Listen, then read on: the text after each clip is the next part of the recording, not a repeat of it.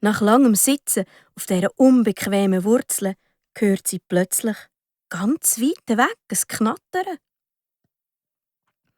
Es kommt immer näher. Ist das etwa...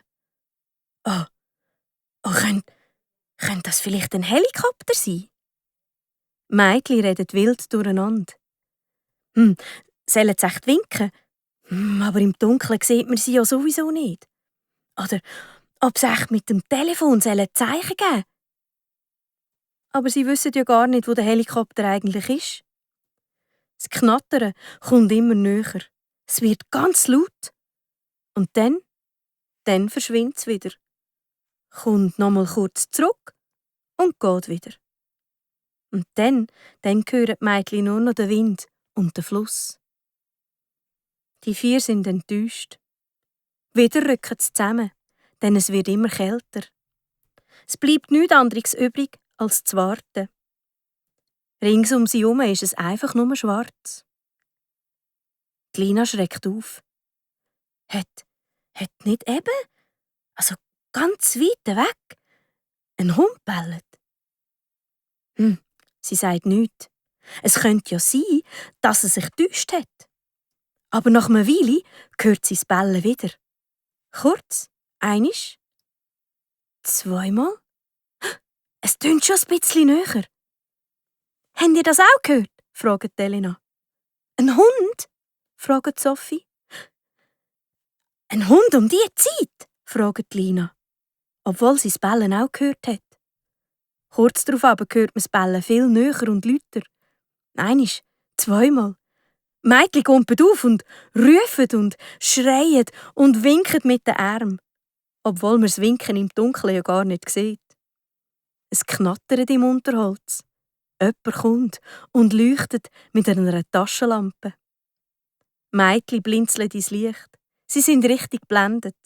Und dann kommen die Leute. Die Lina wird in eine Decke gewickelt und jemand gibt ihr heissen Tee zum Trinken. Und jetzt muss die Lina doch ein bisschen brieken. Aber vor Erleichterung. Im Licht von einer Taschenlampe bemerkt Lina gar nicht weit weg von ihr einen Hund. Er sitzt da, hat die Ohren gespitzt und schaut zu. Und bewegt sich nicht. Die Lina denkt, er sieht sehr zufrieden aus. Die Leute führen sie alle den Weg rauf. Der Lina scheint er endlos lang. Am Rand vom Waldweg stehen verschiedene Polizeiautos. Sie dürfen in einen kleinen Bus einsteigen und dann werden sie alle heimgefahren. «Der Helikopter hat euch mit einer Wärmebildkamera gesucht», sagte Lina ihrer Papi.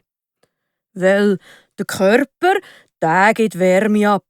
Und so kann die Polizei herausfinden, wo sich eine Person aufhält.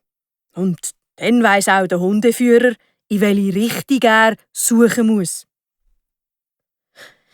«Ich bin schon froh, dass alles gut geworden ist», sagte Lina ihres Mami, bestimmt zum 10. Mal.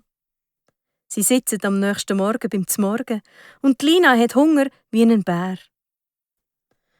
Als ihr nicht zur Zeit heimgekommen sind, haben wir die Polizei angerufen. Zum Glück haben wir gewusst, welchen Weg ihr nehmen wollt. Aber, sagt mal, wie sind ihr denn auf dem Felsvorsprung gelandet? fragte Lina ihres Mami. Ja, wir haben eben beim 3. oder beim 4. oder auch 5. Bach den falschen Weg verwünscht. Aber es gibt doch nur einen Weg, sagt die Mami. Ja, aber da war nicht nur ein Weg. Ganz bestimmt, Mami. Vielleicht ein Wildwechsel, meinte Lina ihre Papi. Jetzt darf ich bestimmt nie mehr allein fort, oder? Die Lina ist traurig. Naja, nie ist vielleicht ein bisschen übertrieben, meinte ihre Mami. Aber bestimmt für ein paar Wochen.